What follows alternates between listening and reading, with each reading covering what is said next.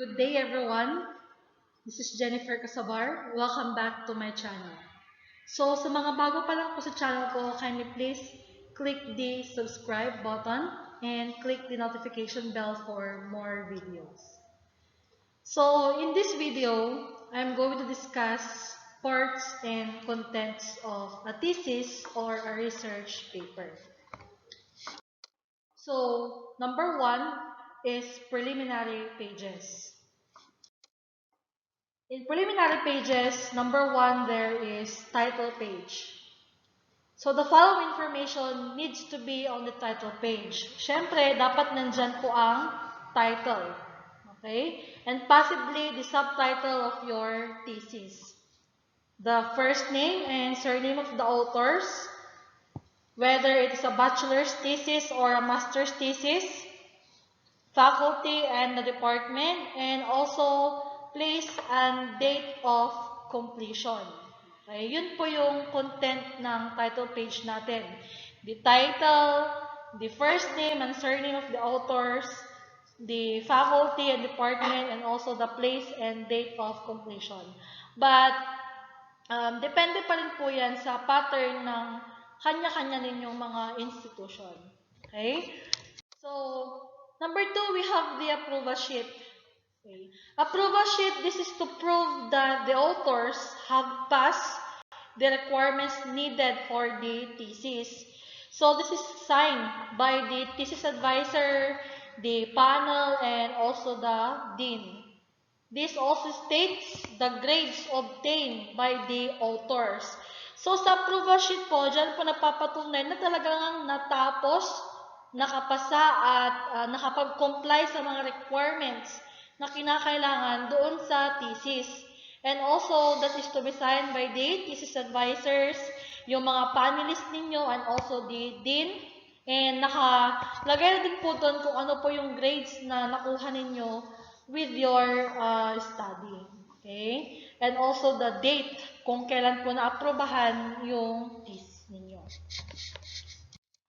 For acknowledgement, this is the page which is focused on expressing gratitude in organizations, in agencies, or individuals who in one way or another have aided the researchers in finishing the thesis. Okay? For acknowledgement, for example, okay, organization, you can acknowledge your school, you can acknowledge your department, a head or dean, and also those individuals who help the researcher in accomplishing the thesis. Okay, you are going to acknowledge, you are going to express your gratitudes and thanks to the help of those people or individual na tumulong dun sa pagtapos ng research ninyo. For dedication, this is different to acknowledgement. For dedication, this is the page for dedicating kung kanino mo dinidedicate yung thesis mo. Which is sometimes we are dedicating it to our loved ones, to our family. Okay, you can put it to your dedications. Okay, this is the page for dedicating the thesis to a certain people or groups who have inspired the researcher while doing the thesis. For table of contents, of course, it is essentially a topic outline of the thesis. It is compiled by listing the headings in the thesis down to whichever level you choose. So, andun po lahat yung pinaka-nilalaman ng buong study ninyo. So, sa table of content po, syempre nandoon po nakalagay na din po yung page number. Okay? Preliminary pages, the chapter 1, and then the contents, chapter 2, the contents, chapter 3, the contents, chapter 4, and then the appendices and the like. Okay? List of tables or list of figures. It includes a list of figures like illustrations and a list of tables if you have one or more items in these categories. Use a separate page for each list. Okay, kung meron po kayong list of tables, kunwari 5 ang tables ninyo, then you can put it to separate page And then, pag meron po kayong mga figures, you can also put it to a separate page for list of figures.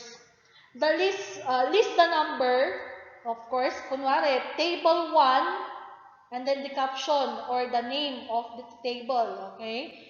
Table 1, title of the table, table 2, table 3, and also with figures. Figure 1, figure 2, okay? Then, nandun na din po yung page number. Okay? And the abstract, this is very important. The abstract presents the brief summary of your thesis. It's just the brief summary of your thesis. The aim of the abstract is to briefly provide the reader with the most important information from the entire text. So, ang nilalaman po ng abstract ninyo ay yung pinaka-importante na informasyon doon sa buong thesis ninyo. Okay? An abstract never contains new information kasi po nanggaling din po yan doon sa mga succeeding pages, which is your entire thesis. Okay. The summary is no longer than 3 pages of A4. Okay, or 2 pages of A4. Okay. So let's move on to chapter 1, which is the introduction. We have there the background of the study. The first chapter of your thesis is your introduction. This is where you provide an introduction to the topic of your thesis. You give the context of terms of contents of the research project. Okay? Ito po, kailangan po nating tandaan yung tinatawag nating TIOC approach when you are doing your introduction or background of the study. TIOC approach, T stands for trends. Okay, ano ba yung trending? Okay. Letter I for issues. Ano ba yung mga issues, mga problems? Letter O, objectives of your study, of course. And also letter C for contributions. Okay? TIOC approach, you can use it when you are doing your background of the study or introduction. But do not forget that when you are doing your introduction, it should be patterned to global, national, and then local. Okay? So, for example, your topic is all about education, then you need to discuss it globally. Okay? Globally, and then national, which is for the entire Philippines. Ano ba ang trends ng education in the Philippines? And then sa local po is dun sa mismong population po kung saan ka po magkakandak ng study mo. Okay? That is for your background of the study. So, remember, it should be in the pattern of global, national, and then local. Okay. Next, we have also the conceptual framework or theoretical framework. Okay.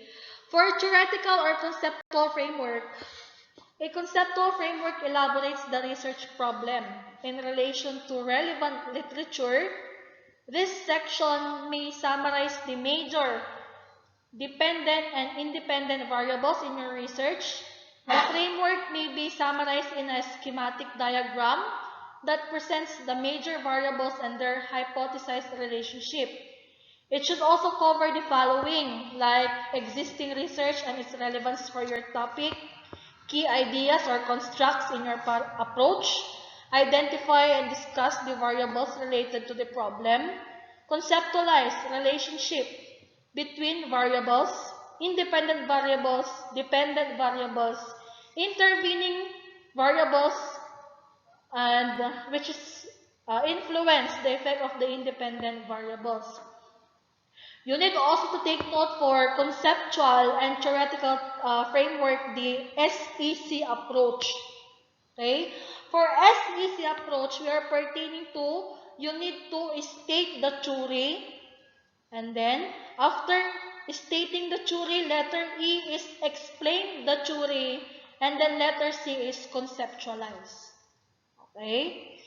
SEC approach, S stands for state the theory, E for explain the theory, and then letter C for conceptualize. Okay, that is for your conceptual framework. For statement of the problem, The problem must be reflected to your title, of course. Okay? The readers must know your problem by just simply reading your topic. The problem must not be answerable by yes or no and must be arranged in the flow of your documentation or study. For SOP, or statement of the problem, there are two kinds of SOP. We have general and we have also a specific. Okay? Meron po yung general, meron po yung mga subtitles na tinatawag natin mga specific na problems. Okay? For example po, no, paano ba gumawa ng statement of the problem? Okay. So, sa first question po natin, ang technique po dyan, kailangan po, ang mailagay po natin dyan ay patungkol sa IV or your independent variable. Okay? I repeat, for your first question, it must contain the independent variable. Okay? For question number 2, dapat patungkol po yan sa dependent variable. And then number 3 po ay pwede pong combination ng independent variable at dependent variable. Okay? So for example, ganito po. Question number 1, you are pertaining to the awareness of students on the rules and regulation of the school. Okay? So ngayon, yung number 1, yun yung independent variable, yung awareness ng student about the rules and regulations sa school. And then number 2 is, you can put there the problems encountered.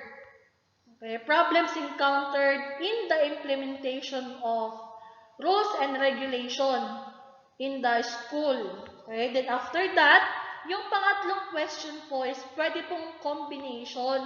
You are just seeking the relationship between your statement of the problem number 1 and SOP number 2. For example, what is the relationship or significant relationship of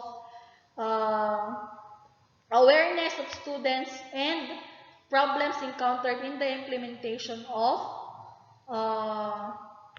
rules and regulation in the school. Okay? Then number 4, pwede na pong maglagay dyan ng mga implications.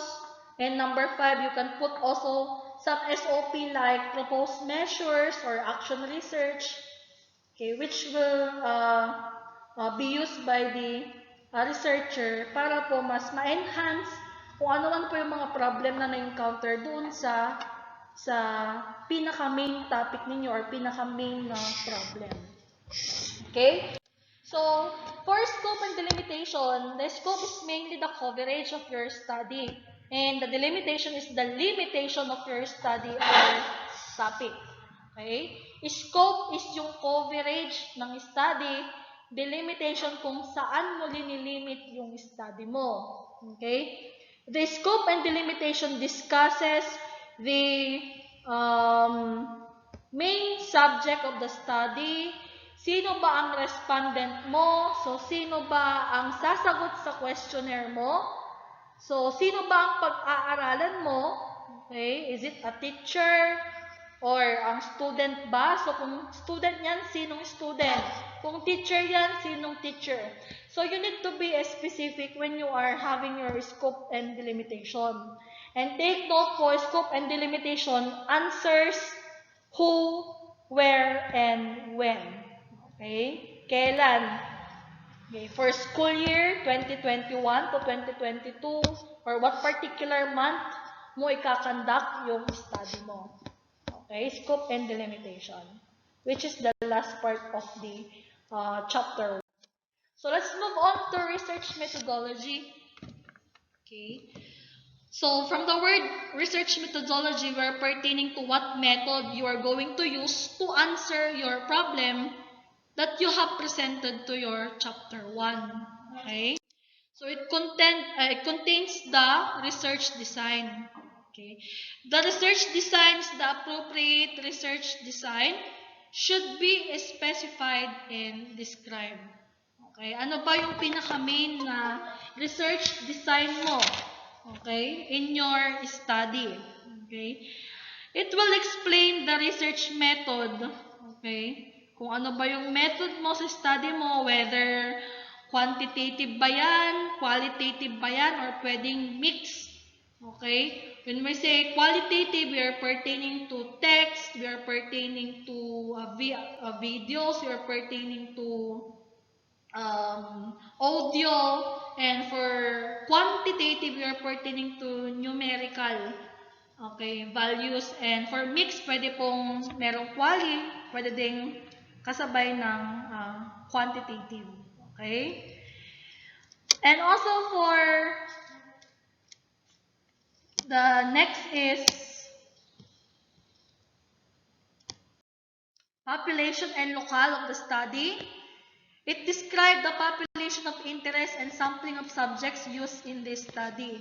So when we are pertaining to population and locale of the study, these are group of people, okay? Or your respondent on your study. Sino ba ang magiging main subject mo sa study mo? And kung saan mo po ito ikakandak. Okay, that is the population and locale of the study. Okay. Data gathering tool, it describes the instrument and what it will measure, and also it state the qualification of informant if used in the study. Ano ba yung pinaka-main tool mo to answer the problems you have presented in your chapter? For validity and reliability of the questionnaire, it discusses how the validity and reliability will be established, specify the level of reliability or probability. Okay, gaano ba ka-valid yung gagamitin mong questionnaire? Okay? Pag kasi tinawag nating validity and reliability of questionnaire, kailangan mo po yan mag-undergo sa pagpapa-inquire sa mga expert, okay? Whether valid ba or reliable ba yung mga pinaglalagay mo sa questionnaire mo? Is it related to your topics? Wala ba siyang mga terms doon na hindi nakakapaglabag sa mga karapatan ng mga ibang tao or sa mga tinatawag nating mga plagiarisms, and also yung mga part ng kung yun ba talaga yung pinaka-mismong content na dapat mong ipa-answer sa mga respondent mo. So, dapat reliable po yung mga questionnaire po natin. Meron din po yung mga questionnaire na pwede pong i-adapt sa mga previous na mga study. Pwede po yun. Okay, whether pag ganun po, hindi na po kailangan ng validity and reliability kasi po pag in-adapt na po yan, ibig sabihin, valid na po siya kasi nagamit na po siya doon sa mga previous na study. Okay? And for next is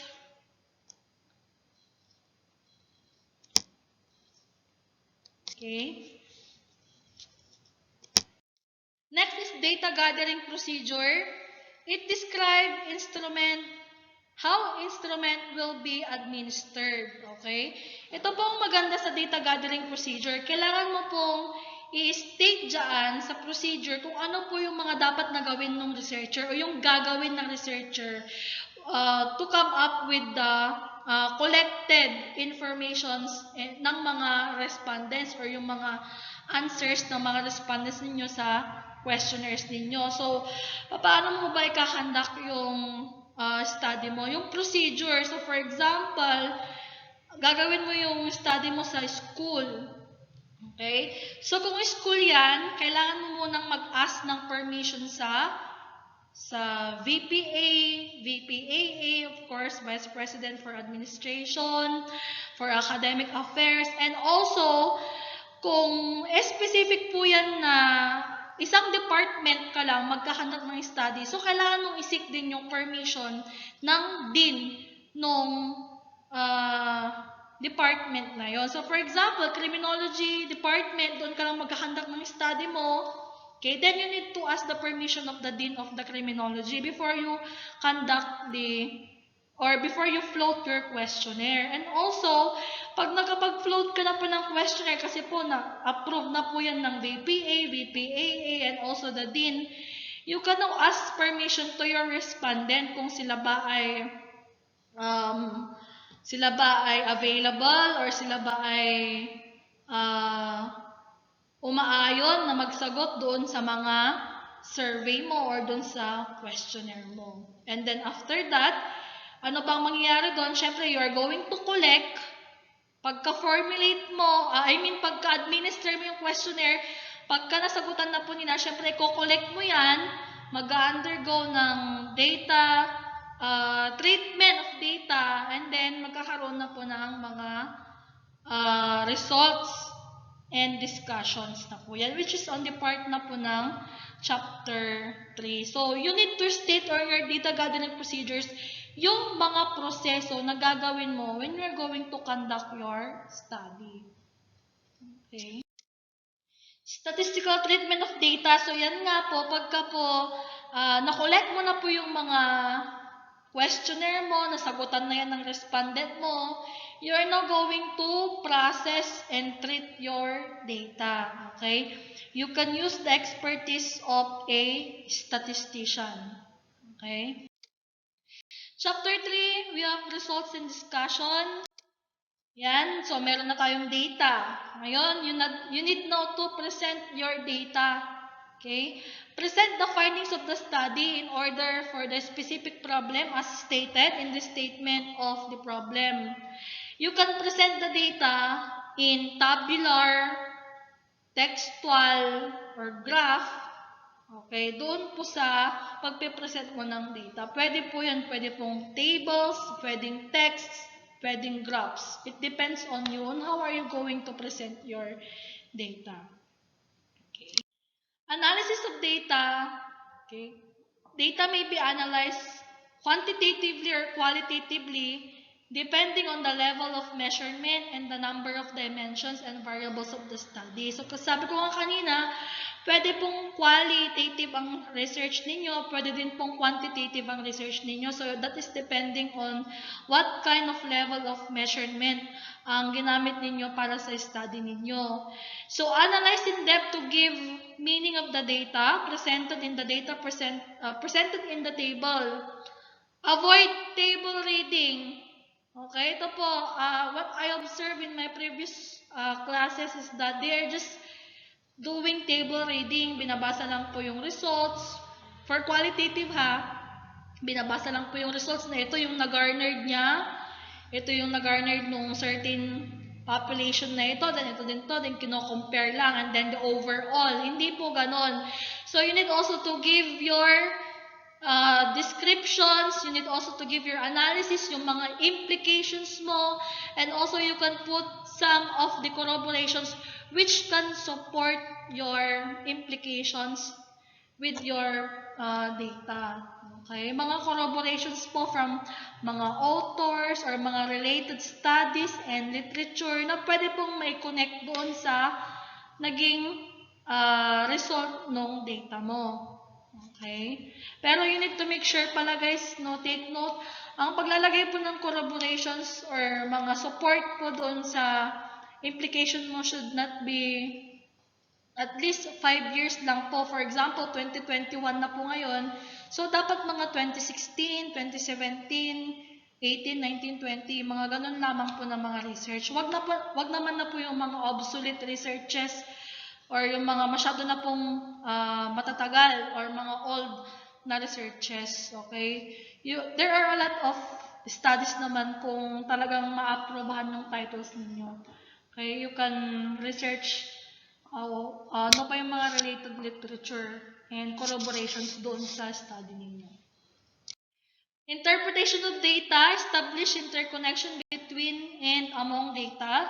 Check the indicators whether hypothesis are supported or not by findings. Okay, di ba? Kasi sa hypothesis, yan po yung tentative na guess mo doon sa pinaka-entire thesis mo. So, ano bang nangyayari? Ina-accept ba niya yung hypothesis mo? Or reject ba niya yung hypothesis mo? Kasi di ba sabi mo, there is no significant relationship between the, okay, variables and then variables. And then, pwede mong sabihin doon kung in-accept ba yung hypothesis mo or hindi. Okay? Link the present findings with the previous literature. Use parallel observations with the contemporary events to give ordered and presented in the introduction. Okay? So, let's move on to chapter 4. So, ngayon, sabihin na natin, tapos na, na-interpret mo na yung data mo, na-analyze mo na-present mo ng mabuti yung mga lahat ng data collected mo. Okay? Yung mga results mo. So, ngayon, you will come up now with your conclusions and recommendations. For conclusions, these are brief, generalized statements in answer to the general and each of the specific sub-problems. Okay? Conclusion po, for example, meron ka pong 5 na statement of the problem. So, syempre sa conclusion po, meron din dapat pong 5 na statement of the problem which answers your statement of the problem. Okay? But it should only be brief. So, dapat hindi po ganun kahaba. Huwag mo na pong ilalagay yung overall findings. You just need to give the conclusion direct to the point. Okay? This contains generalized in relation to the population. These are general inference applicable to a wider and similar population. Flexibility is considered in making of conclusions. It is not a must to state conclusions on a one-to-one correspondence. Hindi na po yun kailangan.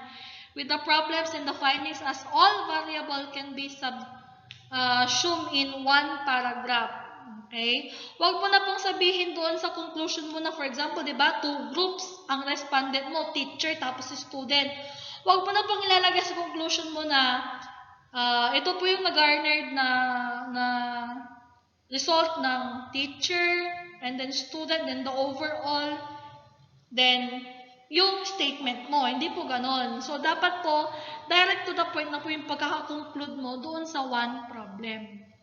Okay? Conclusion may be used as generalization, kaya nga po in general na po siya. It is like micro to macro level or vice versa. Pwede pong macro level to micro level, kagaya po ng zoom lens approach. From your general SOP to specific SOP or specific SOP to general SOP. Okay. And lastly, we have recommendations. Siyempre, nakapag-conclude ka na, nakita mo merong problema, merong mga hindi okay na results ng discussion mo or ng study mo. So, ano yung mga pwede mong i-recommend? Okay? Pero po, take note, ang recommendation po should be based on the findings and conclusions of the study.